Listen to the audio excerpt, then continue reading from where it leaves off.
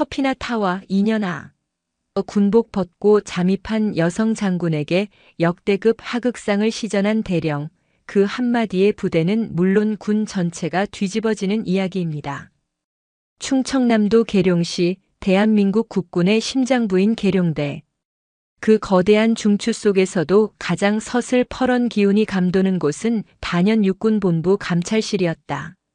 감찰실장 차수연 소장의 집무실은 불필요한 장식 하나 없이 오직 실용적인 집기들로만 채워져 있었다. 그녀의 성정을 그대로 빼닮은 공간이었다. 책상 위에는 결제를 기다리는 서류들이 산처럼 쌓여 있었지만 흐트러짐 하나 없이 칼처럼 정렬되어 있었다. 차수연. 육군 역사상 최연소 여성 장군이자 야전 지휘관을 거쳐 감찰실장이라는 요직에 오른 입지전적인 인물. 그녀의 이름 앞에는 늘 최초와 최고라는 수식어가 따라붙었다. 그러나 정작 그녀 자신은 그런 화려한 수식어들을 거추장스러운 장신구처럼 여겼다. 그녀에게 중요한 것은 오직 하나, 군복의 명예를 지키는 것이었다. 군은 국민의 신뢰 위에서 존재하며 그 신뢰는 강철 같은 군기와 청렴함에서 비롯된다는 것이 그녀의 지론이었다. 장군님 들어오시랍니다. 노크 소리와 함께 권민준 중령이 집무실로 들어섰다. 그는 차수연이 가장 신이 많은 수석 감찰 장교였다. 날카로운 눈매와 다부진 체격, 그리고 어떤 외압에도 흔들리지 않는 강직함까지 그는 젊은 시절의 차수연을 보는 듯했다. 권 중령, 자료는 확인했나? 차수연의 목소리는 낮고 차분했지만 그 안에는 강철 같은 무게감이 실려 있었다. 그녀의 시선은 책상 위에 놓인 얇은 서류 봉투에 고정되어 있었다. 발신인 불명의 투서. 내용은 지극히 단편적이고 암시적이었지만 그 안에 담긴 부패의 악취는 그녀의 예리한 감각을 자극하기에 충분했다. 경기도 연천군 태풍부대. 보급 비리, 인사청탁, 그리고 병사들에 대한 부당한 착취. 권민준 중령이 긴장된 표정으로 입을 열었다. 네, 장군님. 해당 부대는 제28보 병사단 예하 연대입니다. 현재 연대장은 황보철 대령입니다. 외부로 드러난 큰 문제는 없었지만 최근 몇 년간 부대 내 불미스러운 사건 사고가 유독 잦았고 그때마다 지휘관의 책임 소재를 교묘하게 회피한 정황이 포착되었습니다. 황보철 대령이라. 차수연은 이름을 나직이 은졸였다. 그녀의 머릿속 데이터베이스가 빠르게 회전했다. 육사 출신의 엘리트 코스를 밟았지만 야전에서의 평판보다는 정치적인 수완과 인맥 관리에 능하다는 소문이 파다한 인물. 특히 자신보다 강한 자에게는 극도로 아첨하고 약한 자에게는 군림하려 드는 전형적인 강약약강의 표본이라는 평가가 뒤따랐다. 외부 감찰 기록은 전무합니다. 사단 자체 감찰은 몇 차례 있었지만 모두 문제 없음으로 종결되었습니다. 사단장과의 관계가 매우 돈독한 것으로 알려져 있습니다. 그렇겠지. 제19 감싸기. 차수연의 입가에 냉소가 스쳤다. 골마 터지기 직전에 환부를 도려내지 않고 고름을 짜내는 신용만 하며 붕대로 덮어버리는 행태. 군을 병들게 하는 가장 무서운 적은 북쪽의 총구가 아니라 내부에서부터 좀먹는 바로 저런 부패였다. 권 중령. 이번 감찰은 우리가 직접 들어간다. 조용히 그리고 아주 깊숙이. 알겠습니다, 장군님. 공식적인 감찰 계획을 수립하겠습니까? 차수연은 고개를 저었다. 아니. 공식 감찰은 뱀에게 지금부터 너를 잡겠다고 광고하는 것과 같다. 꼬리만 자르고 도망가겠지. 이번에는 뱀의 머리를 직접 칠 것이다. 그녀는 자리에서 일어나 창밖으로 시선을 돌렸다. 계룡대의 평화로운 풍경 너머 그녀의 눈은 이미 철책선이 가로지르는 최전방 경기도 연천을 향하고 있었다. 그곳에서 독버섯처럼 자라나고 있을 부패의 균사를 뿌리째 뽑아내야 했다. 감찰팀은 최소 인원으로 꾸린다. 권중령과 나 그리고 증거 분석 요원 1명. 사흘 뒤에 출발한다. 감찰 계획은 일체 외부에 알리지 말고 사적인 용무로 휴가를 내는 것처럼 위장하도록. 차량도 관용차가 아닌 일반 세단을 준비해. 장군님 직접 현장까지 가시는 것은?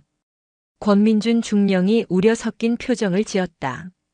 소장 계급의 감찰실장이 일개 연대의 비리를 조사하기 위해 직접 잠행에 나서는 것은 전례 없는 일이었다.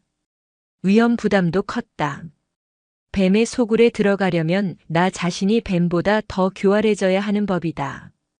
황보철 대령이라는 자가 연대 내에서 왕처럼 군림하고 있다면 외부에서 온 감찰관의 눈으로는 진실을 볼 수 없어.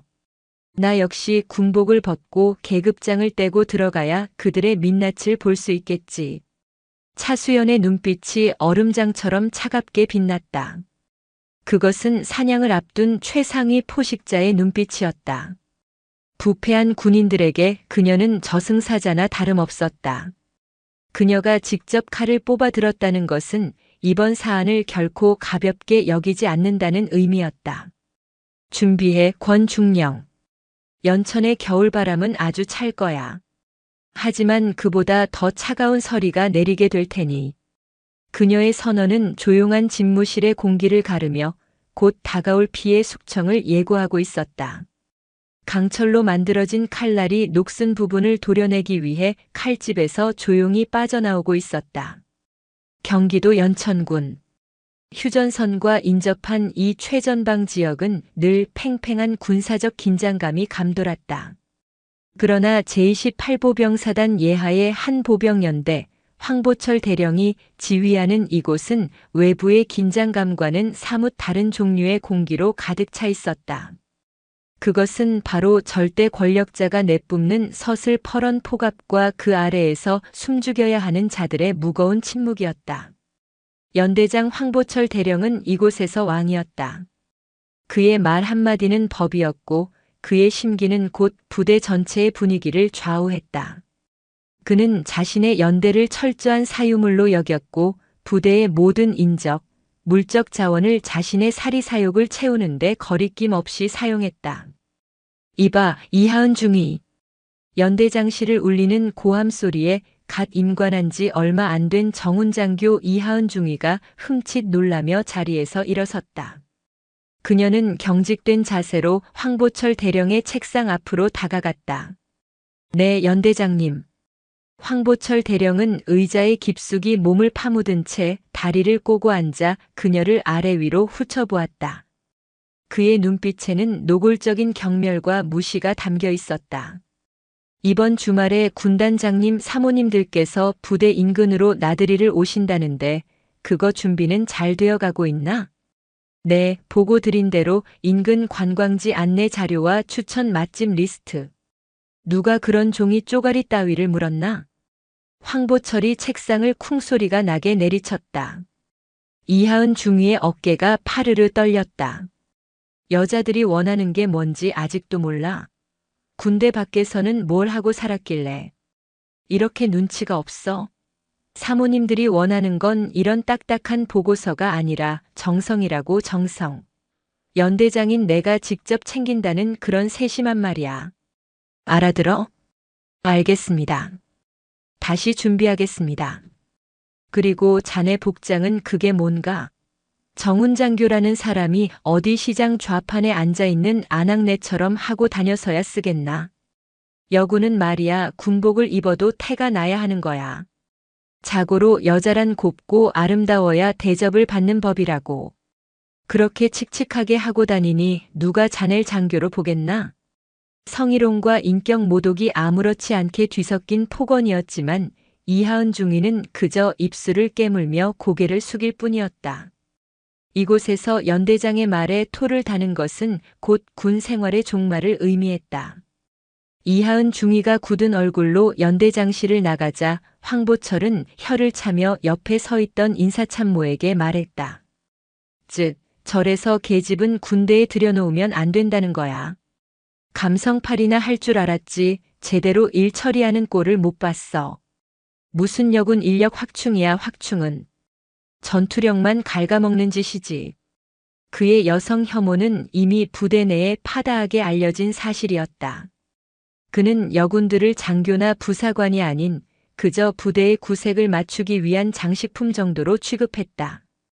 회식 자리에서는 술을 따르게 하거나 춤을 추게 하는 등 차마 입에 담기 힘든 갑질도 서슴지 않았다. 잠시 후 군수 참모인 박소령이 조심스럽게 연대장실로 들어왔다. 그의 손에는 의문스러운 서류 봉투가 들려 있었다. 연대장님, 지난번 말씀하신 건입니다. 황보철은 박소령을 흘깃 보더니 턱짓으로 문을 가리켰다.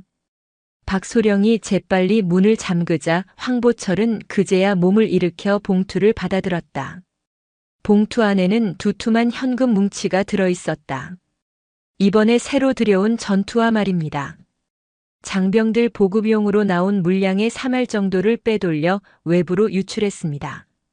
서류상으로는 전량 보급 완료된 것으로 처리했고요. 이건 그 대금의 일부입니다. 황보철은 현금 뭉치를 손으로 세어보며 만족스러운 미소를 지었다. 수고했어, 박소령. 자네가 일 처리는 아주 깔끔하게 한단 말이야. 이래서 내가 자네를 아끼는 거야. 과찬이십니다. 다 연대장님께서 이끌어주신 덕분입니다. 그래. 장병들 전투와 그거 어차피 흙바닥에서 구를 놈들인데 좀 낡은 거 신는다고 전투력이 떨어지기라도 하나? 어차피 달아 없어질 물건 필요한 곳에 유용하게 쓰는 게 진짜 애국 아니겠어? 안 그런가? 그의 궤변에 박소령은 허리를 굽히며 아첨했다. 지당하신 말씀입니다, 연대장님. 이것은 빙산의 일각에 불과했다. 유류, 부식, 훈련 장비에 이르기까지 그의 손이 닿지 않는 곳이 없었다. 그는 연대라는 왕국의 왕으로 군림하며 병사들의 피와 땀으로 이루어진 국방 예산을 자신의 쌈짓돈처럼 유용하고 있었다.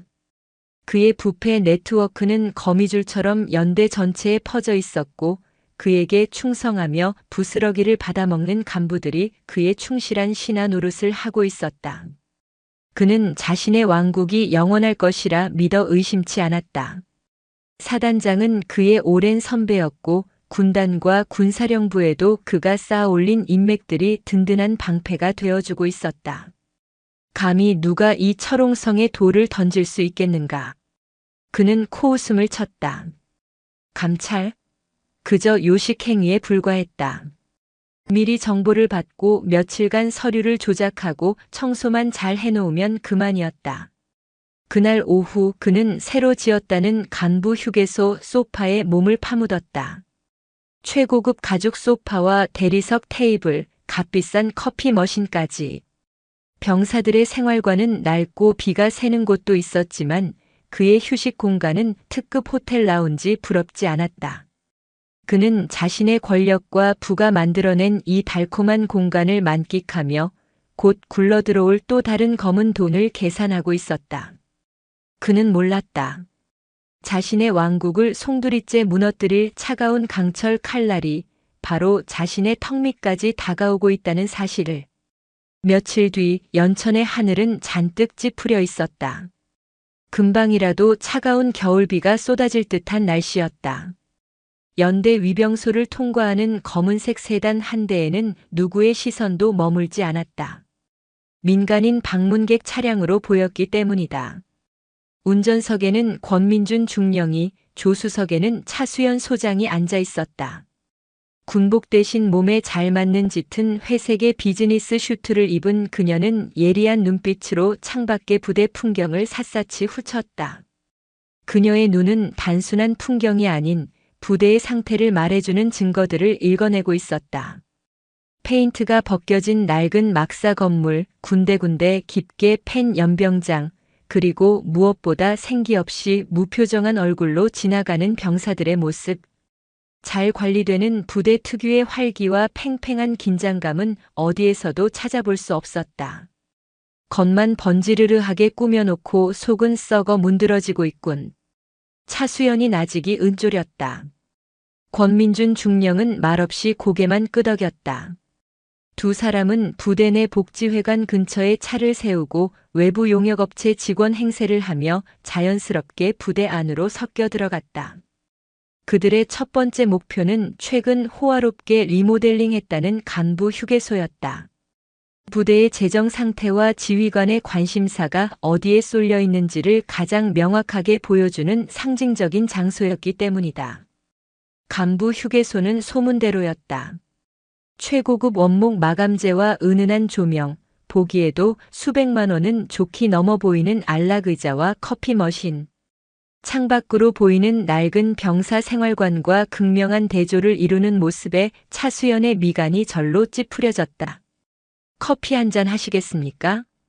권민준 중령이 조심스럽게 물었다. 그래. 저 비싼 기계로 내린 커피는 무슨 맛인지 궁금하군.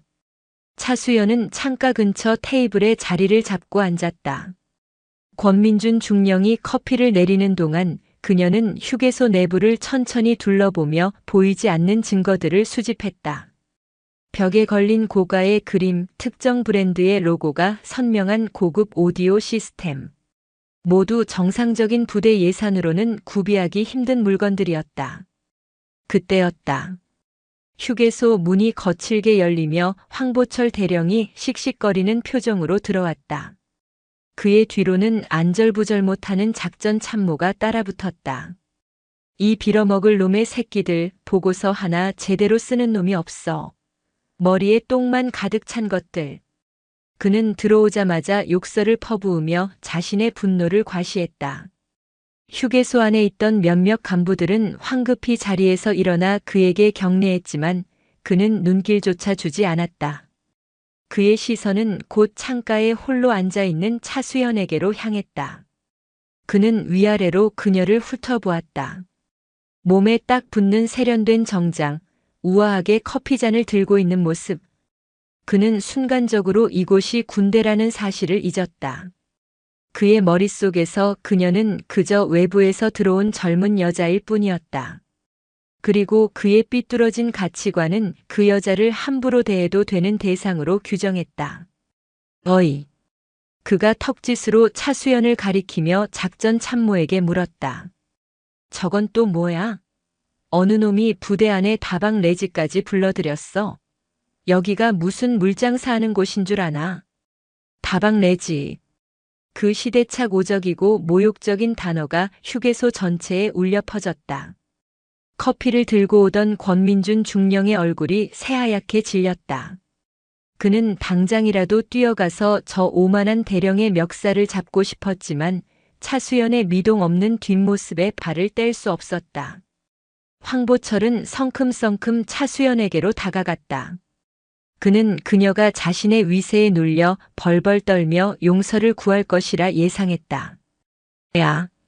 그가 테이블을 손가락으로 툭툭 치며 반말로 내뱉었다. 너 뭐야? 어느 부서 소속인데 간이 배 밖으로 튀어나왔어? 아니면 외부에서 굴러 들어온 잡년인가? 차수연은 여전히 아무 말 없이 손에 든 커피잔을 내려다보고 있었다. 그 고요함이 황보철의 심기를 더욱 거슬렀다. 감히 연대장인 자신이 말을 거는데 쳐다보지도 않다니. 이런 시발 사람 말을 무시해? 그의 목소리가 한층 더 커졌다.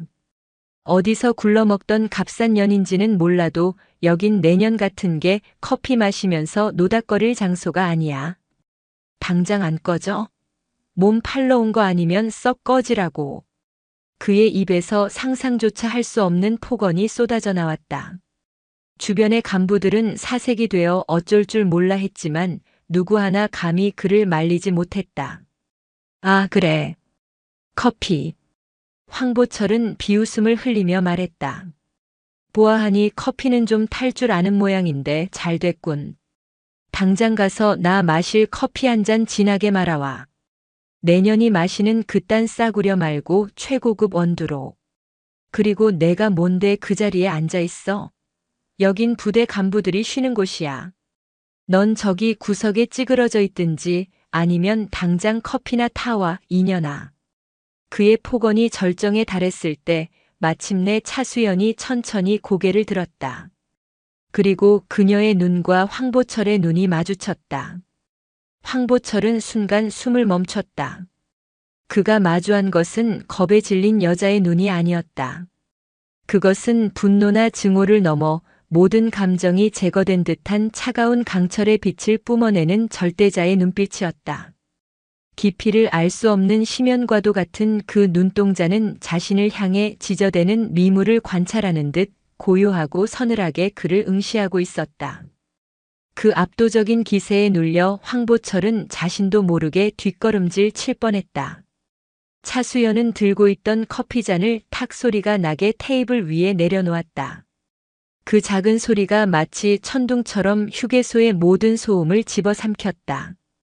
그녀는 자리에서 천천히, 아주 천천히 일어섰다. 흐트러짐 없는 자세, 꼿꼿하게 편등. 그녀의 움직임 하나하나에는 수만 명의 병력을 지휘하는 장군의 위엄이 서려 있었다. 그녀는 입을 열지 않았다. 그저 차갑고 고요한 눈으로 황보철의 눈을 꿰뚫어 볼 뿐이었다. 그 침묵은 수만 마디의 질책보다 더 무겁고 날카롭게 황보철의 오만한 영혼을 후벼 팠다. 공포가 그의 목덜미를 타고 서서히 올라오기 시작했다. 저 여자 뭐지? 알 수 없는 불안감이 그의 심장을 조여왔다. 지금 그의 앞에 서 있는 것은 값싼 다방 레지가 아니었다. 그것은 자신의 왕국을 심판하기 위해 강림한 재앙 그 자체였다. 정적. 숨막히는 정적이 호화로운 간부 휴게소를 지배했다. 방금 전까지 자신의 왕국에서 포효하던 사자의 입에서 나온 것이라고는 믿을 수 없는 저급한 욕설의 메아리가 채 가시기도 전에 시간은 얼어붙었다. 모든 소음과 움직임은 차수연 소장이 자리에서 일어나는 그 순간 일제히 멈췄다. 황보철 대령은 본능적인 위기감을 느꼈다. 눈앞의 여자는 그가 평생 마주해온 부류의 인간이 아니었다. 군림하거나 복종하거나 그가 아는 세상의 이분법으로는 도저히 설명할 수 없는 존재. 그녀의 눈빛은 북극의 빙하처럼 차갑고 그 깊이를 가늠할 수 없는 심해처럼 어두웠다. 그 눈빛에 담긴 것은 분노나 경멸 따위의 감정이 아니었다. 그것은 이미 모든 상황을 파악하고 눈앞의 미물에 대한 처분을 결정한 절대자의 냉정함이었다. 그때 등 뒤에서 조용히 다가온 권민준 중령이 황보철 대령의 굳어버린 어깨 옆으로 나섰다. 그는 차수연 소장을 향해 꼿꼿한 자세로 경례하며 휴게소 안의 모든 이들이 들을 수 있도록 명료하고 힘있는 목소리로 말했다. 충성. 장군님께 대하여 경례. 장군님. 그 한마디가 마치 강력한 충격파처럼 황보철의 뇌리를 강타했다. 그의 동공과 지진이라도 난 듯 격렬하게 흔들렸다. 장군? 누가? 설마 저 여자? 그의 이성이 필사적으로 부정했지만 권민준 중령의 군복의 선명한 계급장과 그의 흔들림 없는 태도가 잔인한 현실을 증명하고 있었다. 육군본부 감찰실장 차수연 소장님이시다. 예의를 갖춰라. 권민준 중령의 확인 사살과도 같은 말이 이어지자 황보철의 얼굴에서 핏기가 사라지다 못해 새하얗게 질려버렸다. 다리에 힘이 풀려 주저앉지 않은 것이 용할 정도였다. 다방 레지 값싼 년 잡년. 자신이 불과 몇 분 전에 내뱉었던 단어들이 독이 발린 비수가 되어 자신의 심장을 꿰뚫는 듯한 고통이 밀려왔다. 상황을 파악한 주변 간부들의 얼굴은 이미 흑빛이 되어 있었다. 그들은 허둥지둥 자세를 바로 하고 거의 비명에 가까운 구령과 함께 경례를 올렸다. 충성. 어설프고 갈라지는 목소리들이 뒤섞였다. 황보철 역시 거의 반사적으로 손을 들어 올렸다. 하지만 수십 년간 반복해온 거수 경례가 그렇게 무겁고 어색하게 느껴진 것은 군 생활 평생 처음이었다. 덜덜 떨리는 손끝이 관자놀이에 닿는 그 찰나의 순간이 영원처럼 느껴졌다. 차수연은 그들의 경례를 받지 않았다. 그녀는 여전히 황보철에게서 시선을 떼지 않은 채 얼음처럼 차가운 목소리로 입을 열었다. 그녀의 첫마디는 질문이었다. 방금 그 값싼 년에게 할 말이 더 남았나, 황보철 대령? 자신이 뱉었던 모욕적인 단어가 한치의 감정도 섞이지 않은 목소리로 되돌아오자 황보철은 심장이 바닥으로 곤두박질 치는 것을 느꼈다. 변명이라도 해야 했다. 오해였다고, 알아보지 못했다고, 뭐라고든 말해야 했다. 하지만 극도의 공포는 그의 혀를 마비시켰다. 그것이. 말문이 막힌 그의 입에서는 의미 없는 소리만 새어나올 뿐이었다. 차수연은 더 이상 그에게 대답을 기다리지 않았다. 그녀는 휴게소 전체를 둘러보며 강철을 긁는 듯한 목소리로 명령을 내렸다. 권민준 중령. 네, 장군님. 지금 즉시 이 휴게소를 폐쇄하고 출입을 통제한다. 여기 있는 인원 전원, 신원 확보 후 감찰실 요원들이 도착할 때까지 한 발자국도 움직이지 못하게 하도록. 모든 통신 장비는 압수한다. 알겠습니다. 권민준 중령이 즉각 움직이기 시작했다. 그와 함께 잠입했던 몇몇 감찰 요원들이 어느새 나타나 휴게소의 출입문을 막아서고 겁에 질린 간부들의 휴대폰을 수거하기 시작했다. 순식간에 화기애애하던 휴게소는 완벽하게 고립된 신문실로 변했다. 차수연은 다시 황보철에게로 시선을 돌렸다.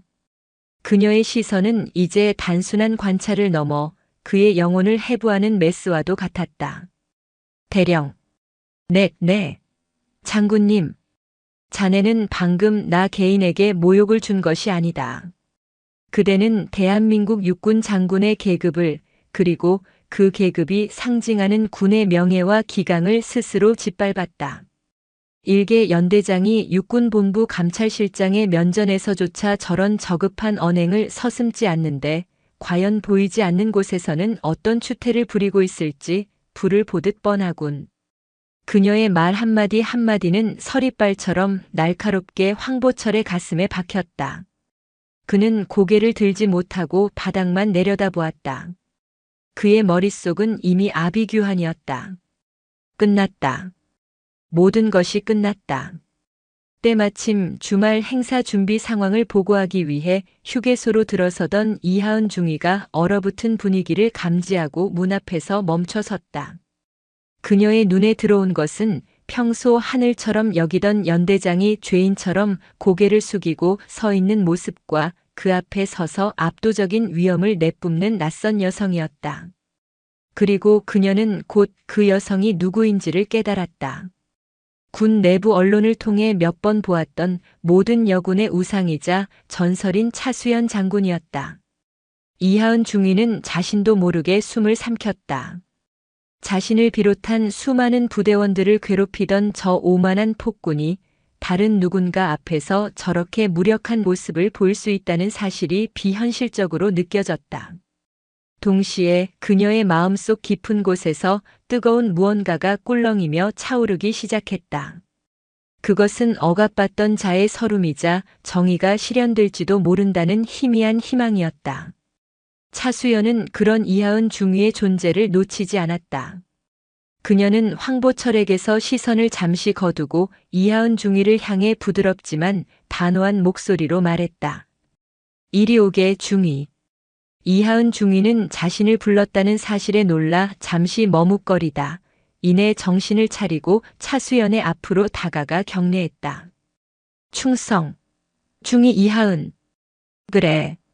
얼굴을 보니 여기서 꽤나 마음고생이 심했던 모양이군. 차수연의 말에 이하은 중위의 눈시울이 순간 붉어졌다. 자신의 고통을 알아주는 듯한 그 한마디가 그 어떤 위로보다 더 큰 울림으로 다가왔다. 차수연은 다시 황보철을 노려보며 선언했다. 황보철 대령. 지금 이 시간부로 귀관의 연대에 대한 육군본부 직할 특별감찰을 개시한다. 특별감찰. 그 단어는 사형 선고나 다름없었다. 감찰 기간 동안 연대장에 대한 모든 지휘권은 정지되며 연대는 감찰실의 직접 통제하에 들어간다. 대령은 내 허가 없이 집무실 뒤 외부로 이탈할 수 없으며 외부와의 모든 연락 또한 금지된다. 알겠나? 알겠습니다. 황보철은 거의 기어들어가는 목소리로 대답했다. 그의 왕국은 단 몇 분 만에 완벽하게 전복되었다. 그는 이제 왕이 아닌 자신의 성에 갇힌 포로에 불과했다. 차수연은 그의 대답을 듣고는 더 이상 그에게 눈길조차 주지 않고 휴게소를 나섰다. 그녀의 발걸음은 흔들림이 없었다. 마치 폭풍의 눈처럼 고요했지만 그녀가 지나간 자리에는 모든 것을 집어삼킬 거대한 소용돌이가 휘몰아치기 시작했다. 그녀는 연대 본청 건물을 향해 걸으며 권민준 중령에게 명령했다. 지금부터 자네의 왕국이 어떻게 무너지는지 똑똑히 지켜보게 될 것이다. 권 중령 본부에서 출발한 감찰팀 지금 즉시 부대 내로 진입시키도록. 연대의 모든 서류고와 전산망을 한치의 오차도 없이 장악해야 한다. 저자가 숨겨놓은 쥐새끼 한 마리까지 남김없이 찾아내. 그녀의 목소리는 연천의 차가운 겨울 바람보다도 더 서늘했다. 거대한 심판의 서막이 올랐다. 차수현 소장의 특별감찰 개시 선언은 연대 전체를 뒤흔드는 거대한 지진과도 같았다. 그녀의 명령이 떨어지기 무섭게 위병소의 차단기가 올라가고 위장된 민간 차량인 줄 알았던 검은색 세단 여러 대가 굉음을 내며 연대 본청 앞으로 줄지어 들어섰다. 차문이 열리자 한치의 흐트러짐도 없는 전투복 차림의 감찰실 요원들이 일사불란하게 내렸다. 그들의 눈빛은 날카로운 칼날 같았고 손에는 각종 전산 장비와 봉인 테이프가 들려 있었다. 연대는 순식간에 계엄령이 선포된 도시처럼 변했다. 지금 즉시 연대장실, 참모실, 그리고 군수과 인사과 재정과 사무실을 전부 폐쇄한다. 모든 인원은 하던 작업을 멈추고 자리에서 일어나 협조하라. 증거 인멸을 시도하는 자는 현행범으로 간주하여 즉시 체포한다. 권민준 중령의 지휘 아래 감찰팀은 거미줄처럼 얽힌 부패의 심장부로 파고들었다. 그들의 움직임은 마치 잘 짜인 군사작전 같았다. 한 팀은 연대장실을 급습하여 황보철 대령의 개인 컴퓨터와 금고를 확보했고 다른 팀들은 각 참모부 사무실의 모든 서류와 하드디스크를 압수했다. 특히 군수과와 재정과에서는 일부 간부들이 다급하게 컴퓨터 전원을 끄거나 서류를 파쇄기에 넣으려다 현장에서 제지당하는 소동이 벌어지기도 했다. 이러시면 안 됩니다. 영장도 없이 이게 무슨 짓입니까? 황보철의 충복이었던 군수참모 박소령이 버티며 소리쳤지만 감찰 장교는 차가운 눈으로 그를 쏘아보며 답했다. 군 내부 감찰은 지휘관의 명령으로 발동되며 감찰실장의 권한은 영장을 가름한다.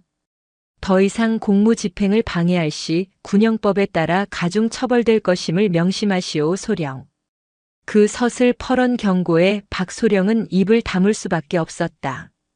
그들이 믿었던 연대장이라는 방패는 이미 산산조각 난 후였다. 황보철 대령은 자신의 집무실 소파에 망연자실한 채 앉아 있었다. 감찰 요원들이 자신의 책상과 캐비닛을 뒤지며 서류들을 꺼내 상자에 담는 모습을 무력하게 지켜볼 뿐이었다. 얼마 전까지만 해도 그의 말 한마디에 연대 전체가 벌벌 떨던 이 공간은 이제 그의 죄를 파헤치는 수술실이 되어버렸다. 그의 전화기는 이미 압수되었고 창밖으로는 감찰 요원들이 오가는 모습만 보였다. 완벽한 고립. 그는 도간에 든 쥐 신세였다. 아니야, 이대로 끝날 수는 없어. 그는 필사적으로 머리를 굴렸다. 그래, 사단장님. 사단장님께 연락해야 해. 그는 감시하는 감찰 요원의 눈을 피해 화장실로 들어갔다. 그리고 숨겨두었던 비상용 소형 휴대폰을 꺼내 떨리는 손으로 번호를 눌렀다. 그의 든든한 방패막이이자 육사 선배인 사단장이었다. 여보세요? 형님, 접니다. 황보철입니다. 다급한 그의 목소리에 수화기 너머의 사단장은 잠시 침묵했다. 자네 지금 제정신인가? 무슨 일인지 보고는 받았네. 그런데 이 상황에 나한테 전화를 해? 사단장의 목소리는 예상과 달리 싸늘했다. 형님 살려주십시오. 지금 6본 감찰실에서 차수연 그 여자가 직접 와서 부대를 전부 뒤집어 놓고 있습니다. 이건 명백한 표적 감찰입니다. 형님께서 힘 좀 써주십시오. 쯧쯧. 수화기 너머로 셔츠 차는 소리가 들렸다. 황 대령. 내가 자네한테 뭐라고 했나? 꼬리 잡힐 짓은 하지 말라고 했지. 그런데 어떻게 감찰실장이 직접 내려오게 만들 만큼 일을 크게 벌이나? 오해입니다, 형님. 제가 다 설명할 수. 듣게 황 대령. 사단장이 그의 말을 잘랐다. 이번에 내려온 사람은 차수연 장군이야. 강철의 여인이라고 불리는 사람이라고. 총사령관님도 함부로 못 건드리는 사람이야. 그런 사람이 직접 칼을 빼들었다는 건 자네 목에 이미 칼이 들어왔다는 뜻이야. 내가 지금 자네를 감쌌다가는 내 목까지 같이 날아갈 판이라고. 알겠나? 형님. 그러니 이번 일은 나도 어쩔 수가 없네. 자네가 알아서 해결하게. 다시는 나한테 연락하지 말게. 뚝. 전화가 끊겼다. 황보철은 귀에 휴대폰을 댄 채 그대로 얼어붙었다.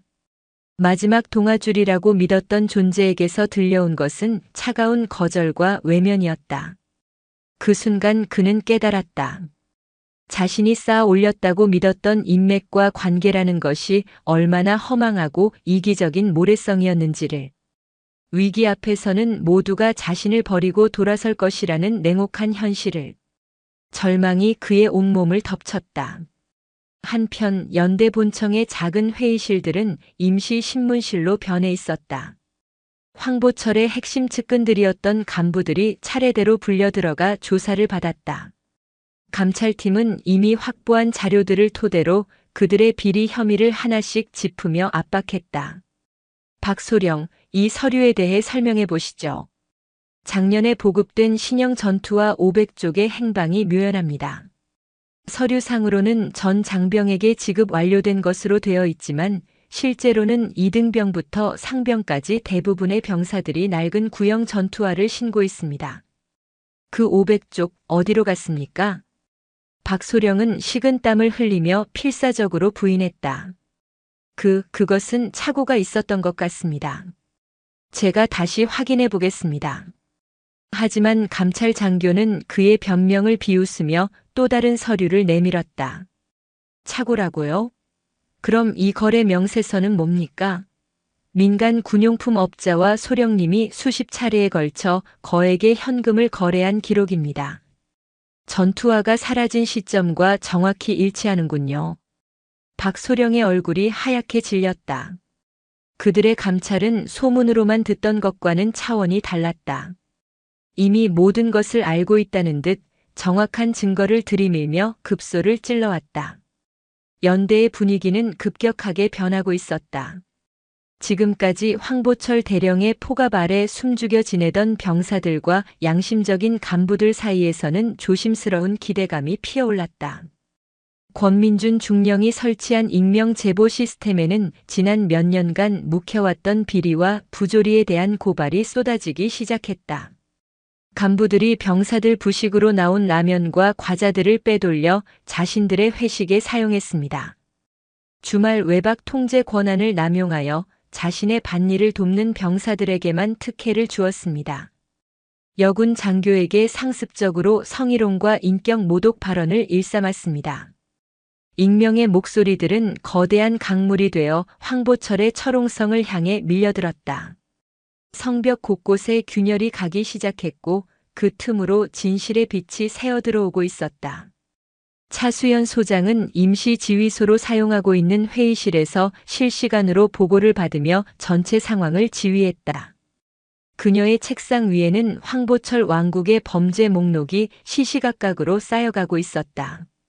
그녀는 보고서를 읽어내려가며 무표정한 얼굴을 유지했지만 그녀의 눈빛은 점점 더 차갑게 빛나고 있었다. 장군님, 이건 단순한 비리 수준이 아닙니다. 연대 전체가 하나의 거대한 범죄 조직처럼 움직였습니다. 보고를 하던 권민준 중령의 목소리에는 분노가 섞여 있었다. 알고 있다. 차수연이 짧게 답했다. 부패는 전염병과 같아서 머리가 썩으면 온몸으로 퍼져나가는 법이지. 이제 그 썩은 머리를 도려낼 시간이다. 그녀는 자리에서 일어나 창밖을 보았다. 어둠이 내리기 시작한 연병장 너머로 병사들의 생활관에 하나둘 불이 켜지고 있었다. 저 불빛 아래에서 얼마나 많은 젊음이 부당한 권력에 신음하고 절망했을까. 그때 누군가 회의실 문을 조심스럽게 노크했다. 이하은 중이었다. 그녀는 며칠 밤낮으로 고민한 듯 초췌한 얼굴이었지만 그 눈빛만은 이전과 달리 굳은 결의로 가득 차 있었다. 그녀의 손에는 작은 USB 메모리 하나가 들려 있었다. 장군님, 드릴 말씀이 있습니다. 차수연은 그녀를 안으로 들였다. 이하은 중위는 떨리는 목소리로 하지만 분명하게 말했다. 그동안 황보철 대령의 부당한 지시와 비리 정황을 몰래 기록해 두었습니다. 보복이 두려워 차마 나서지 못했지만 그녀는 손에 든 USB를 차수연의 책상 위에 올려놓았다. 여기에 아마 모든 것이 담겨 있을 겁니다. 그 작은 USB 메모리는 견고해 보였던 철옹성을 완전히 무너뜨릴 마지막 다이너마이트였다. 이하은 중위가 내민 작은 USB 메모리는 판도라의 상자였다. 그 안에는 지난 몇 년간 황보철 대령이 자신의 왕국에서 저질렀던 온갖 추악한 범죄의 기록들이 고스란히 담겨 있었다. 권민준 중령과 증거 분석팀이 밤을 새워 분석한 결과는 상상을 초월했다. 그 안에는 황보철이 군수업자와 통화하며 노골적으로 뇌물을 요구하는 녹취 파일, 부대 공사 대금을 부풀려 차액을 빼돌리는 과정이 담긴 이중장부, 심지어 인사청탁을 대가로 금품을 수수하는 장면을 몰래 촬영한 영상까지 들어있었다. 특히 이하은 중위를 비롯한 여군들에게 상습적으로 가했던 성희롱과 폭언은 날짜와 시간까지 특정되어 꼼꼼하게 기록되어 있었다. 그것은 한 군인의 비리 자료가 아니라 파렴치한 범죄자의 기소장에 가까웠다.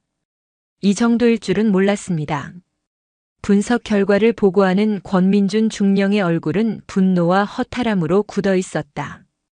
차수연 소장은 말없이 모니터에 떠있는 증거 목록들을 응시했다. 그녀의 표정에는 변화가 없었지만 지휘봉을 쥔 손마디가 하얗게 변해 있었다. 군복의 명예를 더럽힌 동료 군인에 대한 실망감, 그리고 이 지경이 되도록 시스템이 제대로 작동하지 않았다는 것에 대한 무거운 책임감이 그녀의 어깨를 짓눌렀다. 박소령은 어떻게 됐나? 모든 혐의를 부인하며 버티고 있습니다. 황보철 대령이 곧 자기를 구해주러 올 것이라 굳게 믿는 것 같습니다. 어리석군. 가라앉는 배에서는 쥐들도 먼저 탈출하는 법인데 그에게 마지막 기회를 주도록 하지. 이 증거들을 가지고 직접 들어가게. 차수연은 이하은 중위가 제출한 자료 중 박소령이 황보철 대령에게 뇌물을 상납하는 장면이 담긴 영상을 지목했다. 신문실의 공기는 무겁고 축축했다. 박소령은 팔짱을 낀 채 여전히 오만한 표정으로 앉아 있었다. 그러나 권민준 중령이 그의 앞에 노트북을 펼쳐 영상을 재생하는 순간 그의 표정은 순식간에 무너져 내렸다. 화면 속에서는 바로 자기 자신이 굽신거리며 황보철 대령에게 돈 봉투를 건네고 있었고 두 사람이 나눈 대화가 선명하게 흘러나왔다. 이래도 발뺌할 건가, 박소령? 권민준 중령의 차가운 목소리에 박소령의 입술이 파르르 떨렸다. 그는 화면과 권 중령의 얼굴을 번갈아 보며 중얼거렸다. 이럴 리가 없어. 선택은 두 가지다. 황보철 대령의 충신으로 남아 모든 죄를 함께 뒤집어 쓰고 군복을 벗고 감옥에서 남은 생을 보내거나 아니면 지금이라도 진실을 말하고 수사에 협조하여 자네의 죄를 조금이라도 덜어내거나. 황보철은 자네를 지켜주지 않아. 그는 지금 자기 목숨을 구걸하기도 바쁠 테니. 권민준 중령은 박소령의 무너진 마음에 쐐기를 박았다. 그는 황보철이 사단장에게 버림받았다는 사실을 넌지시 흘렸다. 마지막 희망이 사라졌다는 것을 깨달은 박소령의 눈빛이 급격하게 흔들리기 시작했다. 충성심과 배신감 그리고 살고 싶다는 본능 사이에서 그는 처절하게 갈등했다. 결국 그의 입이 열렸다. 말하겠습니다. 제가 아는 모든 것을 전부 다 말씀드리겠습니다. 박소령의 자백은 댐의 붕괴와도 같았다. 그의 입에서는 그동안 황보철을 중심으로 이루어졌던 모든 비리 네트워크의 실체가 본물처럼 쏟아져 나왔다. 누가 돈을 받고 누가 서류를 조작했으며 누가 그 사실을 묵인했는지 관련자들의 이름과 역할이 거침없이 폭로되었다. 한 사람의 자백은 다른 공범자들의 자백을 이끌어내는 도미노 효과를 일으켰다. 서로에게 책임을 떠넘기고 자신만이라도 살아남기 위해 동료를 팔아넘기는 추악한 배신이 연쇄적으로 일어났다. 황보철이 쌓아 올린 견고했던 충성의 왕국은 이제 서로를 물어뜯는 아귀들의 지옥으로 변해버렸다. 그 시각 차수연 소장은 이하은 중위를 자신의 임시 집무실로 불렀다. 딱딱한 신문이 아닌 조용하고 차분한 분위기에서 그녀의 이야기를 직접 듣기 위함이었다. 많이 힘들었을 텐데 큰 용기를 내주었군. 고맙다. 차수연의 따뜻한 말에 이하은 중위는 참고 있던 눈물을 터뜨렸다. 그녀는 그동안 겪었던 서름과 부당함, 그리고 여성이라는 이유만으로 감내해야 했던 수많은 모욕들을 흐느끼며 털어놓았다. 그것은 단순히 한 개인의 고통에 대한 토로가 아니었다. 군대라는 보수적인 조직 내에서 여성 군인들이 겪는 구조적인 차별과 폭력에 대한 생생한 증언이었다. 차수연은 아무 말 없이 그녀의 이야기를 끝까지 들어주었다. 그녀의 눈빛에는 연민이 아닌 깊은 공감과 이해가 담겨 있었다. 이하은 중위의 모습에서 그녀는 수십 년 전 수많은 편견과 장벽에 부딪히면서도 꿋꿋이 버텨내야 했던 자신의 과거를 보고 있었다. 미안하다. 이야기가 끝난 후 차수연이 나직이 말했다. 내가 조금 더 빨리 오지 못해서 자네 같은 후배들이 이런 고통을 겪게 만들어서 미안하다. 지휘관으로서 그리고 선배로서 진심으로 사과하지. 장군이, 그것도 모두가 우러러보는 영웅이 자신에게 사과를 하자 이하은 중위는 오히려 당황하여 어쩔 줄을 몰랐다. 그녀는 차수연을 통해 진정한 리더의 모습을 보았다.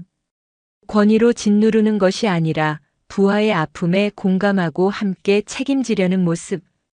그것이야말로 그녀가 그토록 갈망했던 지휘관의 모습이었다. 아닙니다, 장군님. 와주신 것만으로도 감사합니다.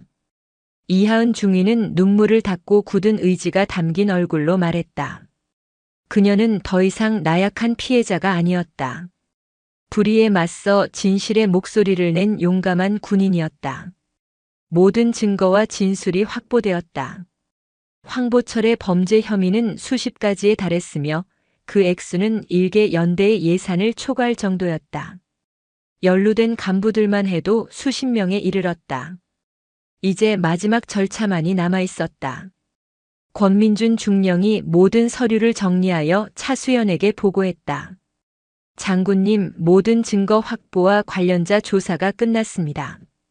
이제 황보철 대령을 소환하여 최종 신문할 시간입니다. 차수연은 창가에 서서 어둠이 완전히 내려앉은 연병장을 내려다보고 있었다.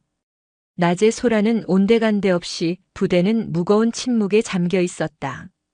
마치 거대한 폭풍이 휩쓸고 지나간 후의 고요함 같았다.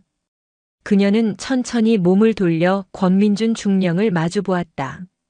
그녀의 얼굴은 화강암처럼 단단하고 차가웠다. 아니, 그녀가 나직하지만 단호하게 말했다. 소환이 아니다.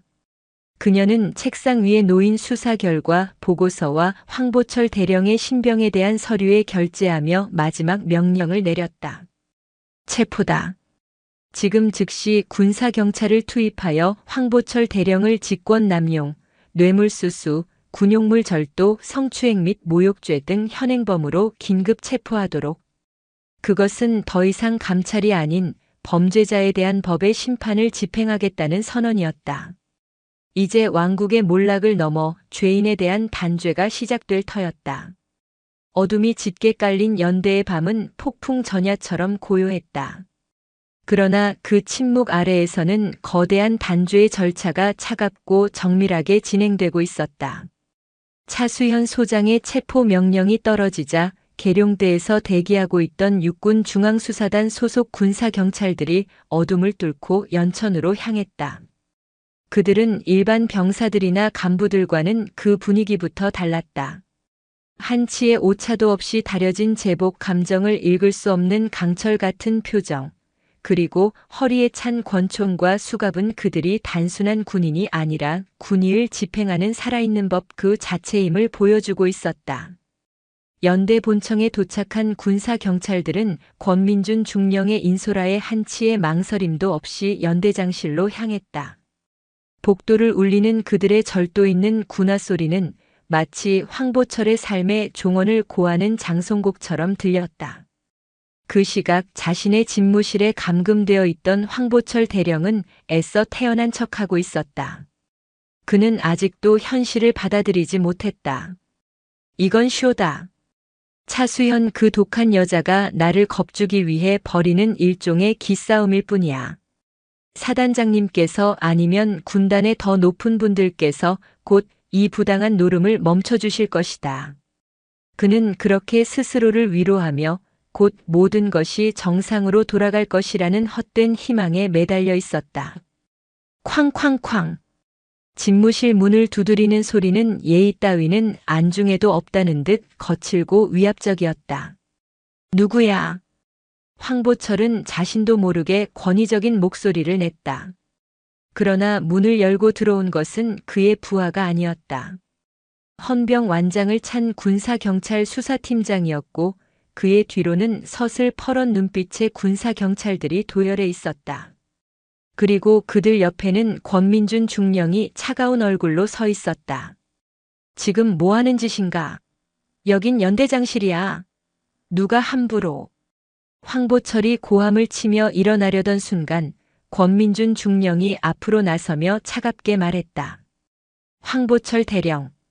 그는 손에 든 서류를 펼쳐 보이며 법정에서 판결문을 읽어내려가는 검사처럼 또렷하고 무감정한 목소리로 낭독하기 시작했다. 귀관을 육군형법 제5장 지휘권 남용, 제7장 군용물에 관한 죄, 특정 범죄 가중처벌 등에 관한 법률 제2조 뇌물수수, 그리고 군인복무기본법 위반에 따른 직장 내 괴롭힘, 성희롱 및 모욕죄의 혐의로 이 시간부로 긴급 체포한다. 직권남용, 뇌물수수, 군용물 절도, 성희롱, 모욕 자신의 귀를 의심할 만큼 끝없이 이어지는 죄목들은 하나하나가 비수가 되어 그의 가슴에 박혔다. 그의 머릿속을 지탱하던 마지막 희망의 끈이 툭 하고 끊어지는 소리가 들렸다. 뭐라고? 체포? 이게 무슨 말도 안 되는 소리야. 나는 연대장이다. 대한민국 육군 대령 황보철이야. 너희들이 감히 나를. 그의 이성이 마비되고 야수와 같은 분노가 터져나왔다. 그는 권민준 중령에게 달려들 기세로 몸을 날렸다. 하지만 그가 한 발짝도 떼기 전에 양옆에 서 있던 군사경찰들이 번개처럼 움직여 그의 양팔을 뒤로 꺾어 제압했다. 아, 이거나. 이 개새끼들아. 감히 누굴 건드려. 성인 남성 둘에게 붙잡혔음에도 그는 필사적으로 발버둥 쳤다. 평생 남을 짓밟고 군림하며 살아왔던 그에게 이 순간의 무력감과 굴욕은 죽음보다 더한 고통이었다. 차수현. 그 미친년이 기어이 일을 이렇게 만들어. 이건 음모야. 여자가 한을 품으면 5~6월에도 서리가 내린다더니 나를 모함하는 거라고. 내가 누군지 알아? 내 뒤에 누가 있는지 알고 이따위 짓을 벌여. 그는 악을 쓰며 차수현 소장을 향한 저주와 자신의 인맥에 대한 허세를 뒤섞어 외쳐댔다. 그러나 그의 발악은 공허한 메아리가 되어 차가운 집무실을 맴돌 뿐이었다. 권민준 중령은 그의 처절한 모습을 무표정하게 바라보다가 수사팀장을 향해 고갯짓을 했다. 찰칵. 차가운 금속성 소리가 방 안에 울려 퍼졌다. 황보철의 발악이 순간 멎었다. 그는 천천히 고개를 돌려 자신의 손목을 보았다. 그곳에는 그가 평생 가장 경멸하고 두려워했던 차가운 쇠붙이 수갑이 채워져 있었다. 그 순간 그는 모든 것이 끝났음을 직감했다. 그의 왕국, 그의 명예, 그의 인생이 저 차가운 쇠고랑과 함께 나락으로 떨어져 버린 것이다. 다리에 힘이 풀린 그가 그대로 주저앉으려 하자 군사 경찰들이 그의 양팔을 잡아채 질질 끌다시피 일으켜 세웠다. 이게 끝인 줄 아나? 연행되어 나가던 황보철이 마지막 남은 힘을 다해 악을 썼다.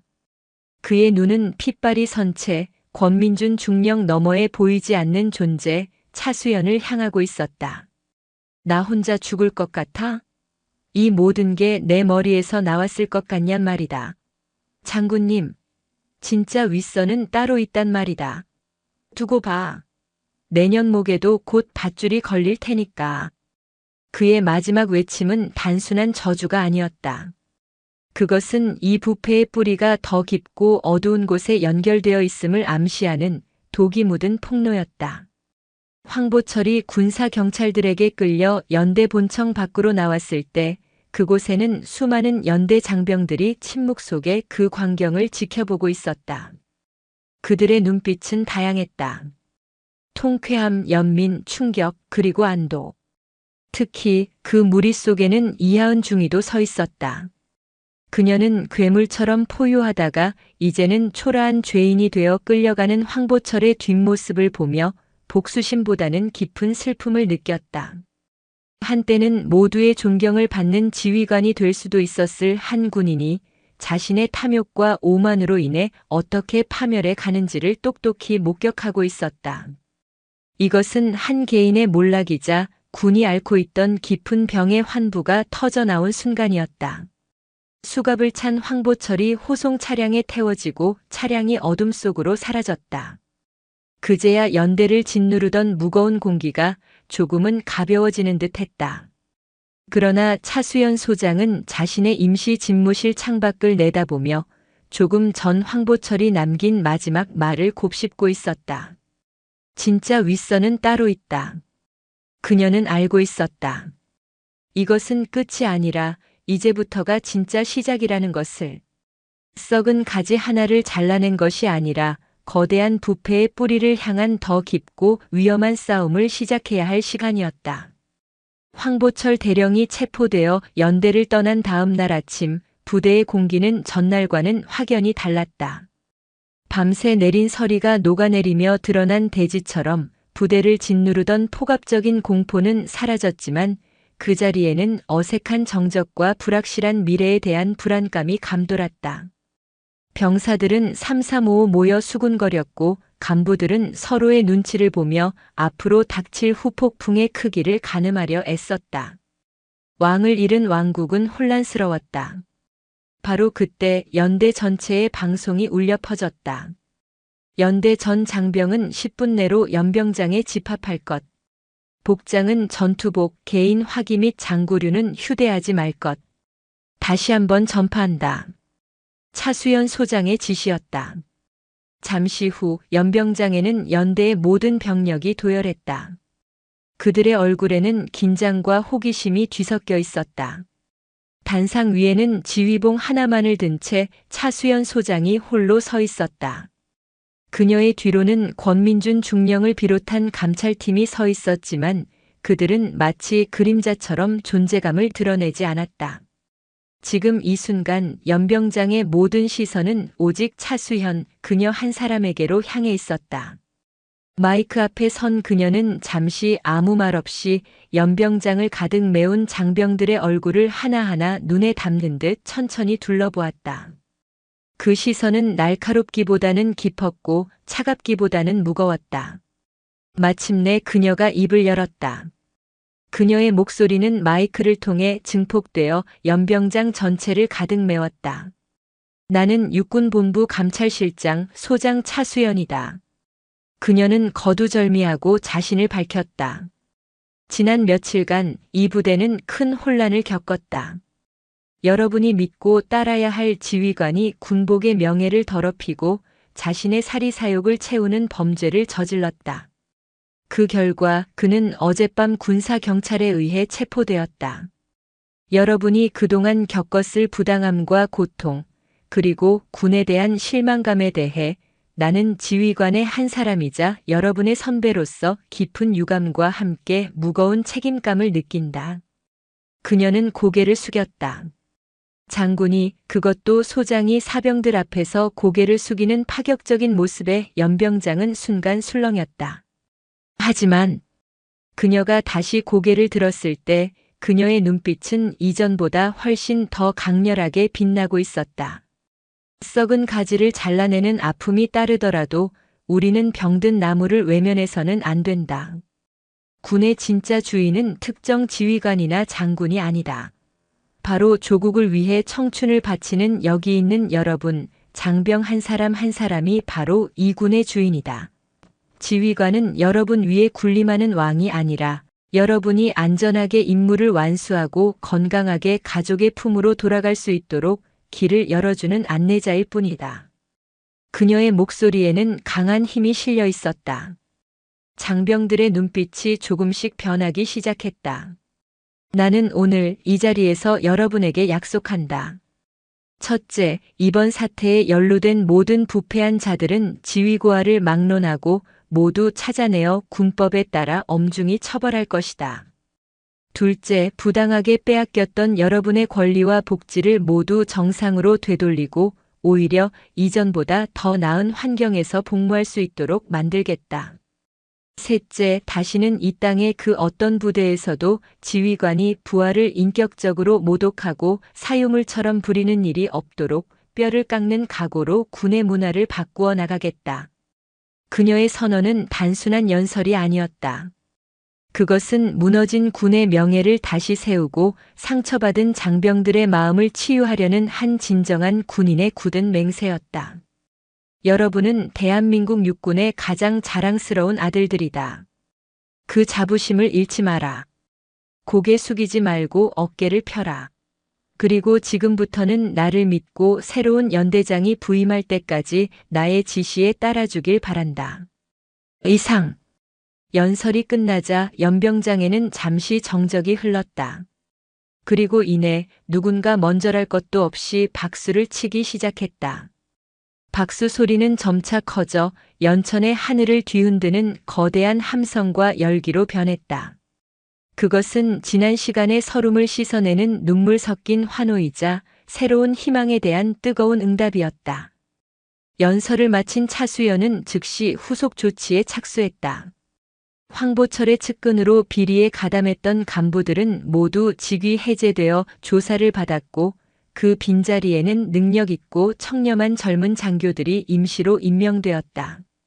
병사들의 식단은 즉각 개선되었고 낡고 부서졌던 생활관 시설 보수가 시작되었다.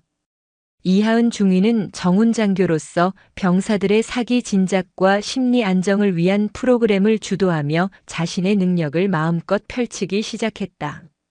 부대는 놀라운 속도로 안정을 되찾고 이전과는 비교할 수 없는 활기를 띠기 시작했다. 그러나 전장의 폭풍이 멎자 이제는 정치의 폭풍이 불어오기 시작했다. 차수연의 사무실 전화가 쉴 새 없이 울렸다. 국회의원, 전직 장성, 심지어 청와대와 연결된 인물들까지. 그들은 한결같이 그녀의 용기 있는 결단을 칭찬하면서도 이쯤에서 수사를 마무리하고 군의 안정을 도모하는 것이 어떻겠냐는 압력을 교묘하게 행사했다.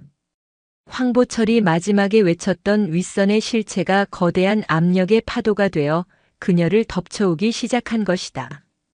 장군님, 황보철에 대한 1차 신문 결과가 나왔습니다. 권민준 중령이 굳은 표정으로 보고했다.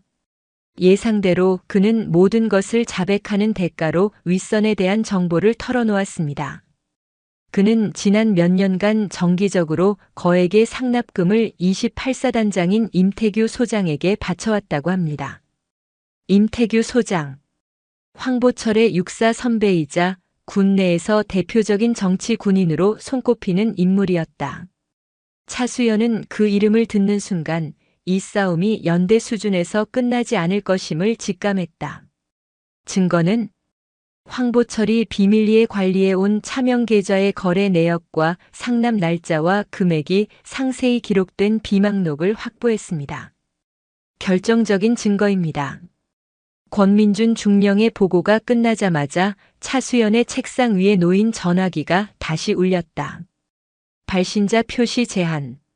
그녀는 잠시 망설이다 수화기를 들었다. 차수연 소장입니다. 수화기 너머에서는 낮고 중후한 그러나 서늘한 권위가 느껴지는 목소리가 들려왔다. 차 장군. 나는 차 장군의 능력을 높이 사는 사람일세. 하지만 때로는 능력보다 중요한 것이 바로 중용의 미덕이지. 썩은 가지 하나를 치는 것은 용기 있는 일이지만 나무 기둥을 통째로 흔드는 것은 군 전체를 위태롭게 하는 만용이야. 황보철 선에서 조용히 마무리하게.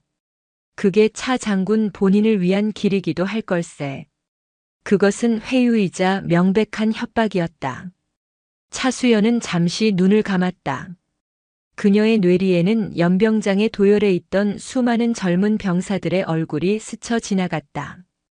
그들의 희망과 신뢰를 저버릴 수는 없었다. 그녀는 조용히 하지만 강철 같은 의지를 담아 대답했다. 나무 기둥이 썩었다면 마땅히 베어내어 새로운 나무를 심어야 하는 것이 저의 소임이라 생각합니다. 조언 감사합니다. 그녀는 상대방의 대답을 듣지도 않고 전화를 끊었다. 거대한 적과의 전쟁이 시작되었음을 알리는 선전포고였다. 그녀는 책상 위에 놓인 임태규 소장의 인사기록 카드를 집어들었다. 권중령 준비하게. 다음 목표다. 그녀의 눈빛은 이제 한 사단의 지휘관을 향하고 있었다. 제28보병사단 사단장실. 연천 일대를 호령하는 태풍 부대의 심장이자 임태규 소장의 권력이 살아 숨쉬는 공간이었다. 집무실은 그의 성정을 보여주듯 불필요한 장식은 없었지만 모든 집기가 최고급으로 채워져 위압적인 분위기를 자아냈다. 그곳에 차수연 소장이 권민준 중령만을 대동한 채 홀로 들어섰다. 계급은 같은 소장이었지만 홈그라운드에서 수십 명의 참모들을 병풍처럼 두르고 앉아있는 임태규 소장과 단 2명이서 적진의 심장부로 들어온 차수연의 모습은 극명한 대조를 이루었다. 허허, 이거 귀한 분이 오셨군. 우리 육군의 자랑, 차수연 장군이 이 누추한 곳까지 어쩐 일로 행차하셨나? 임태규 소장은 사람 좋은 웃음을 지으며 그녀를 맞았다. 그러나 그의 눈은 웃고 있지 않았다. 뱀처럼 차갑고 교활한 빛이 번뜩였다. 그는 차수연이 왜 자신을 찾아왔는지 이미 알고 있었다. 시간 내주셔서 감사합니다, 장군님. 본론부터 말씀드리겠습니다. 차수연은 그의 위선적인 환대에 응해주지 않고 곧바로 서류 가방에서 파일 하나를 꺼내 그의 책상 위에 올려놓았다. 현재 구속 수감 중인 황보철 대령의 진술과 그가 제출한 증거 자료입니다. 장군님의 성함이 여러 차례 언급되더군요. 임태규의 입가에서 미소가 사라졌다. 그는 파일을 열어보지도 않은 채 팔짱을 끼고 의자의 등을 깊숙이 기댔다. 차 장군, 자네 지금 뭘 하자는 건가? 일개 대령놈의 허무맹랑한 거짓말을 가지고 현역 사단장을 겁박이라도 하겠다는 건가? 자네가 아무리 감찰실장이라고 해도 이건 월권이야. 도를 넘어도 한참 넘었어. 월권인지 아닌지는 이 증거들이 말해줄 겁니다. 차수연은 흔들리지 않았다. 그녀는 추가로 다른 파일들을 꺼내 책상 위에 펼쳐놓았다. 황보철의 차명 계좌에서 임태규의 가족명의 계좌로 흘러들어간 수억 원의 자금 이체 내역 군수업체 선정 과정에서 임태규가 직접 압력을 행사했다는 내부 고발자의 진술서, 그리고 황보철의 비망록에 적힌 T장군님 상납이라는 글씨와 날짜, 금액들이었다. 증거들은 명백했다. 임태규의 얼굴이 서서히 굳어갔다. 이런 것들로 나를 엮을 수 있을 거라 생각하나? 황보철 그놈이 살기 위해 나를 물고 늘어지는 것뿐이야. 그리고 저 돈은 내가 예전에 빌려줬던 돈을 받은 것뿐이라고. 그의 목소리가 조금씩 높아지기 시작했다. 평정심을 잃고 있다는 증거였다. 빌려주신 돈을 하필이면 부하의 비리 혐의가 짙은 군수업체 사장의 차명 계좌를 통해, 그것도 수십 차례에 걸쳐 쪼개서 받으셨다는 말씀이십니까? 상식적으로 납득하기 어려운 변명입니다, 장군님. 권민준 중령이 옆에서 날카롭게 지적했다. 상황이 불리하게 돌아가자 임태규는 태도를 바꾸었다. 그는 협박과 회유를 동시에 시도했다. 차수연 장군, 여자 몸으로 여기까지 올라오느라 고생 많았던 거 알아. 독하고 능력 있는 것도 인정하지. 하지만 세상은 능력만으로 돌아가는 게 아니야. 자네가 지금 건드리는 게 누군지 알아? 나 임태규 개인을 건드리는 게 아니야. 우리 육사를 중심으로 한 군의 거대한 흐름을 거역하겠다는 거라고. 자네 혼자서 이 거대한 성벽을 무너뜨릴 수 있을 것 같나? 그러다 자네만 튕겨나가 다칠 뿐이야. 그는 자리에서 일어나 차수연에게 다가왔다. 그리고는 한결 부드러워진 목소리로 속삭였다. 내가 길을 열어주지. 이번 일 황보철 선에서 조용히 덮어주게. 그럼 자네가 다음 진급심사에서 좋은 결과를 얻도록 내가 힘써주겠네. 우리끼리 싸워서 뭘 하겠나? 서로 돕고 끌어줘야지. 안 그런가? 그 순간 차수연의 눈빛이 경멸로 차갑게 빛났다. 그녀는 임태규의 타락한 제안을 정면으로 마주하며 나지막하지만 그 어떤 고함보다도 더 무서운 목소리로 말했다. 계급은 책임의 무게이지 불법을 저지르기 위한 방패가 아닙니다, 장군님. 그녀는 자리에서 일어섰다. 그녀의 작은 체구에서 뿜어져 나오는 기백은 오히려 거구의 임태규를 압도했다. 장군님의 그 별은 밤낮으로 고생하는 부하들의 피와 땀으로 빛나야 하는 것이지, 그들의 고열을 짜내어 자신의 배를 불리라고 국가가 달아준 것이 아닙니다. 장군께서는 군복을 입을 자격도 저 별을 달 자격도 없으십니다. 그 말은 임태규의 마지막 남은 자존심까지 산산조각 내는 선고였다. 그의 얼굴이 분노로 시뻘겋게 달아올랐다. 내 인연이 감히 누구 앞에서 설교질이야. 여봐라. 당장 인연과 이놈을 군무이탈 및 상관 모독죄로 체포해라. 여긴 내 구역이야. 내 허락 없이는 파리 새끼 한 마리도 못 나간다고. 임태규가 고함을 지르자 사단장실 문이 열리고 사단 직할 헌병대장과 헌병들이 들이닥쳤다. 그들은 차수현과 권민준을 둘러쌌다. 일촉즉발의 상황. 적진의 한복판에서 차수연은 완벽하게 고립된 듯 보였다. 그러나 그녀의 얼굴에는 당황한 기색이 전혀 없었다. 오히려 희미한 미소마저 감돌았다. 역시 그렇게 나오실 줄 알았습니다. 그녀가 나직이 말하는 순간 사단장실의 모든 스피커에서 권민준 중령의 목소리가 방송되기 시작했다. 나는 육군본부 감찰실 소속 권민준 중령이다. 지금 즉시 모든 불법적인 행동을 멈추기 바란다. 현재 이 건물은 육군 중앙수사단의 통제하에 있으며 사단장 임태규 소장의 체포 작전이 진행 중이다. 저항하는 자는 모두 공무집행방해죄로 현장에서 체포하겠다.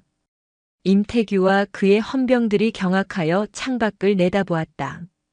사단 본청 건물 전체가 어느새 당도한 육본 소속 군사경찰 병력에 의해 물샐 틈 없이 포위되어 있었다.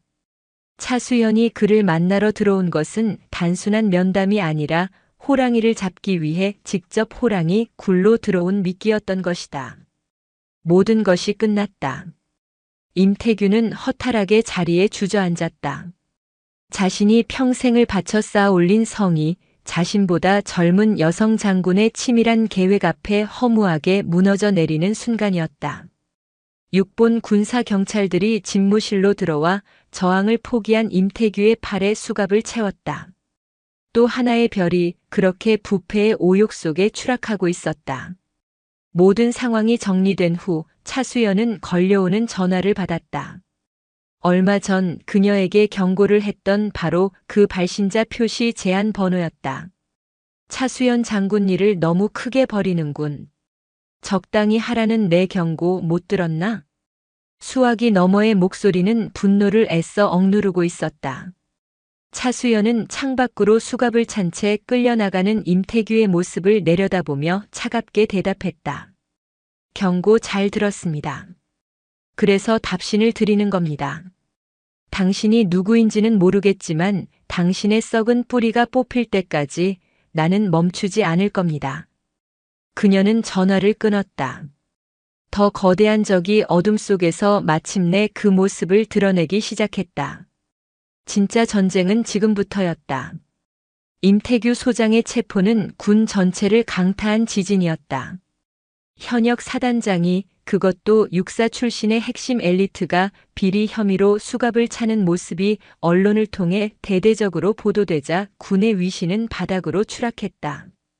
국방부는 연일 사과 성명을 발표해야 했고 성난 여론은 군 전체를 향한 불신과 질타로 들끓었다. 그 폭풍의 눈 한가운데 차수연 소장은 고요했다. 그녀는 외부의 소란에 흔들리지 않고 자신의 마지막 임무를 향해 묵묵히 나아가고 있었다. 임태규와 황보철의 자백 그리고 압수된 수많은 증거들은 모두 하나의 정점을 가리키고 있었다. 대한민국 육군의 최선임 군정권의 상징, 육군 참모 총장 강동욱 대장. 마침내 그에게서 직접 연락이 왔다. 내일 오전 총장실에서 보자는 짧고 위압적인 통보였다. 마지막 결전의 시간이 다가오고 있었다. 다음 날 아침 차수연은 조금의 망설임도 없이 계룡대 육군본부의 가장 깊숙하고 성스러운 공간 참모총장실로 향했다. 복도에서 마주치는 모든 장성들과 장교들은 약속이라도 한 듯 그녀를 외면하거나 경계심 가득한 눈빛으로 쳐다보았다. 그녀는 이미 군 내부에서 가장 위험하고 통제 불가능한 이단아, 혹은 모두가 두려워하는 영웅이 되어 있었다. 거대한 문이 열리고 차수연은 총장실 안으로 들어섰다. 방 안의 공기는 얼음장처럼 차가웠다. 방대한 크기의 집무실 중앙 태극기와 육군기가 나란히 서 있는 책상 뒤에 강동욱 대장이 앉아 있었다. 그는 인자한 할아버지 같은 외모를 하고 있었지만 그 눈빛만큼은 수십 년간 권력의 정점에서 군림해온 최상위 포식자의 그것이었다. 어서 오게 차 장군. 요즘 자네 때문에 군이 아주 시끄러워. 그의 목소리는 부드러웠지만 그 안에는 서늘한 칼날이 숨겨져 있었다. 송구스럽습니다, 총장님. 썩은 환부를 도려내다 보니 소리가 좀 컸던 모양입니다. 차수연은 조금도 물러서지 않고 그의 눈을 마주하며 응수했다. 강동욱은 희미하게 미소 지었다. 환부라. 그는 자리에서 일어나 창가로 걸어갔다.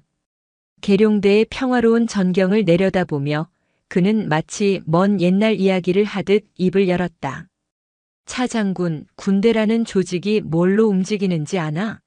명예, 애국심? 물론 중요하지. 하지만 그건 겉으로 보이는 깃발일 뿐이야. 이 거대한 조직을 실제로 움직이는 건 힘과 정치 그리고 돈이야. 국회에 가서 예산 하나 더 따오려면, 청와대에 가서 우리 입장을 설명하려면 보이지 않는 곳에서 수많은 일들이 벌어지는 법이라고. 황보철이나 임태규 같은 놈들이 챙긴 푼돈? 그건 대의를 위해 어쩔 수 없이 발생하는 사소한 먼지 같은 걸세. 그것은 타락한 권력자의 자기 합리화이자 차수연을 자신들의 세계로 끌어들이려는 교활한 유혹이었다. 저는 그 먼지 속에서 병사들이 피눈물을 흘리는 것을 보았습니다. 차수연이 단호하게 말했다. 총장님께서 말씀하시는 대의가 병사들에게 돌아가야 할 전투와 한 켤레, 따뜻한 밥 한 끼를 빼앗아서 지켜야 하는 것이라면 저는 그런 대의에 동의할 수 없습니다. 자네는 아직 젊어서 이상을 말하는군. 강동욱이 몸을 돌려 그녀를 똑바로 쳐다보았다. 그의 눈빛이 차갑게 변했다. 차 장군, 자네는 아주 잘 벼려진 칼이야. 내가 아끼는 칼이지. 하지만 칼은 칼집에 있을 때 아름다운 법이야. 과도하게 휘두르면 자신도 베이고 주인도 다치게 하는 법이지. 내 칼집으로 들어오게. 내가 자네의 앞길을 활짝 열어주겠네. 최초의 여성 군단장, 최초의 여성 합참의장까지도 말이야. 하지만 계속해서 내 뜻을 거스른다면 그 예리한 칼날은 부러지고 말 걸세. 그것은 명백한 회유이자 마지막 경고였다. 차수연은 잠시 눈을 감았다. 그녀의 뇌리에는 황보철 앞에서 모욕당하던 자신의 모습, 그리고 두려움 속에서도 용기를 내어 진실을 고발했던 이하은 중위의 얼굴, 연병장에서 희망의 박수를 보내던 수많은 병사들의 얼굴이 스쳐 지나갔다. 그녀는 조용히 눈을 떴다. 그녀의 눈빛은 그 어느 때보다 맑고 단단했다. 총장님의 칼집은 너무 낡고 녹슬었습니다. 저는 그 안에서 함께 썩어갈 생각이 없습니다. 그녀의 대답에 강동욱의 얼굴이 순간적으로 일그러졌다. 어리석은 것. 어리석은 것은 제가 아니라 군복을 입고 사리사욕을 채우는 총장님이십니다.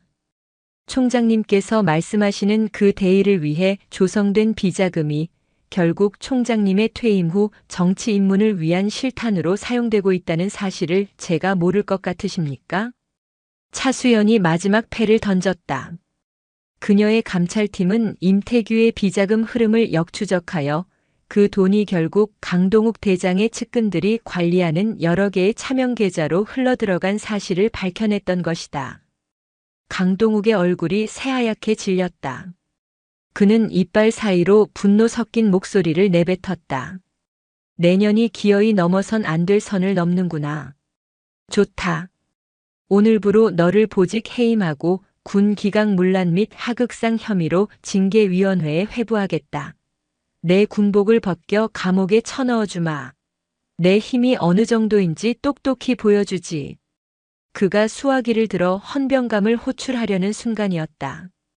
총장실 벽에 걸린 대형 TV 화면에서 갑자기 긴급 속보 자막이 뜨기 시작했다. 속보 대검찰청 중앙수사부 육군본부 전격 압수수색 방산 비리 및 뇌물수수 혐의. 화면에는 방금 전 그녀가 지나온 육군본부 정문 앞으로 수십 명의 검찰 수사관들이 들이닥치는 장면이 생중계되고 있었다. 그 선두에는 재계의 저승사자로 불리는 조진혁 부장검사가 서 있었다. 강동욱의 손이 허공에서 멈췄다.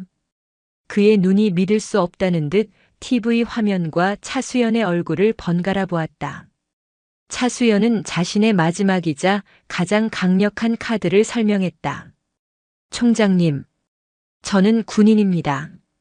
군 내부의 문제를 스스로 해결하고 싶었습니다. 하지만 부패의 뿌리가 군의 심장부 총장님께 닿아 있다는 것을 확인한 순간 저는 결심해야 했습니다. 군의 명예를 지키는 것이 범죄를 저지른 총장님 한 분을 지키는 것보다 더 중요하다고 말입니다. 그녀는 군의 자정 능력만으로는 이 거대한 악을 뿌리 뽑을 수 없다고 판단했다.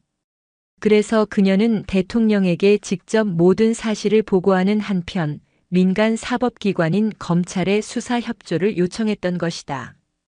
군의 치부를 외부로 드러내는 것은 그녀에게도 고통스러운 결정이었지만 썩은 부위를 완전히 도려내기 위해서는 외과 의사의 메스가 필요했다. 이 반역자 같은 년. 강동욱은 모든 것이 끝났음을 깨달았다. 군 내부에서는 그가 왕이었지만 민간 검찰과 언론, 그리고 국민의 여론 앞에서는 그 역시 일개 범죄 용의자에 불과했다. 그의 모든 권력과 방패막이가 한순간에 무력화된 것이다. 잠시 후 총장실 문이 열리고 들어온 것은 그의 헌병감들이 아니라 압수수색 영장을 든 조진혁 검사와 수사관들이었다. 강동욱 장군님, 특정범죄가중처벌법상 뇌물수수 혐의로 체포하겠습니다. 변호사를 선임할 수 있으며 조진혁 검사가 미란다 원칙을 고지하는 동안 한때 군의 정점에 섰던 노회한 권력자는 허망하게 의자에 주저앉았다. 그의 시대는 그렇게 막을 내렸다. 몇 달 후 가을, 황보철이 떠난 연천의 부대는 완전히 다른 모습으로 변해 있었다. 낡았던 병영은 깔끔하게 보수되었고 연병장을 구보하는 병사들의 힘찬 함성에는 활기가 넘쳤다. 부패한 간부들이 사라진 자리에는 원칙과 소통을 중시하는 새로운 지휘부가 들어섰고 병사들의 얼굴에는 두려움 대신 신뢰와 자부심이 자리 잡았다. 대위로 진급한 이하은은 연대 정훈 과장으로서 병사들과 스스럼 없이 어울리며 그들의 목소리를 듣는 존경받는 지휘관으로 성장해 있었다. 그녀는 가끔씩 철책선 너머를 바라보며 자신의 인생을 그리고 이 부대의 운명을 바꾸어 놓았던 한 여성 장군을 떠올리곤 했다. 같은 시각 차수연은 청와대의 호출을 받고 있었다. 군을 뒤흔든 거대한 숙청 작업은 그녀의 손에서 성공적으로 마무리되었다. 강동욱을 비롯한 수십 명의 부패한 장성들과 장교들이 군복을 벗고 법의 심판을 받았다. 그 과정에서 그녀 역시 수많은 적을 만들고 정치적인 공격에 시달려야 했지만 굳건히 버텨냈다. 대통령은 푸른 카펫이 깔린 집무실에서 그녀를 맞이하며 말했다. 차 장군, 당신은 군을 위기에서 구했을 뿐만 아니라 국민들에게 군이 다시 태어날 수 있다는 희망을 주었습니다. 무너진 군의 신뢰를 회복하고 더 강하고 깨끗한 군대를 만들어야 할 막중한 책임이 이제 당신에게 주어져야 할 것 같습니다. 대통령은 그녀에게 대한민국 군의 서열 1위 합동참모의장직을 공식적으로 제안했다. 파격적인 인사였지만 그 누구도 이의를 제기할 수 없는 결정이었다. 며칠 뒤 합참의장 내정자 신분으로 차수연은 다시 연천의 최전방 철책을 찾았다. 모든 것이 시작되었던 곳이었다. 그녀의 곁에는 여전히 묵묵히 그녀를 보좌하는 권민준 대령이 서 있었다. 모든 것이 제자리를 찾은 것 같습니다, 의장님. 아직 아닐세, 권 대령. 이제 시작일 뿐이야. 그녀는 서늘한 가을 바람을 맞으며 북녘 땅을 바라보았다. 그리고 다시 고개를 돌려 늠름하게 경계 근무를 서고 있는 젊은 병사들의 얼굴을 바라보았다. 그녀가 지키고 싶었던 것은 바로 저 얼굴들이었고 저들이 지키는 이 땅이었다. 거대한 적과의 싸움은 끝났지만 더 강하고 정의로운 군을 만들어야 할 그녀의 진짜 전쟁은 이제부터 시작이었다. 그녀의 눈빛은 그 어떤 시련에도 굴하지 않았던, 그리고 앞으로도 결코 휘거나 부러지지 않을 강철처럼 차갑고 푸르게 빛나고 있었다. 강철은 결코 녹슬지 않는다.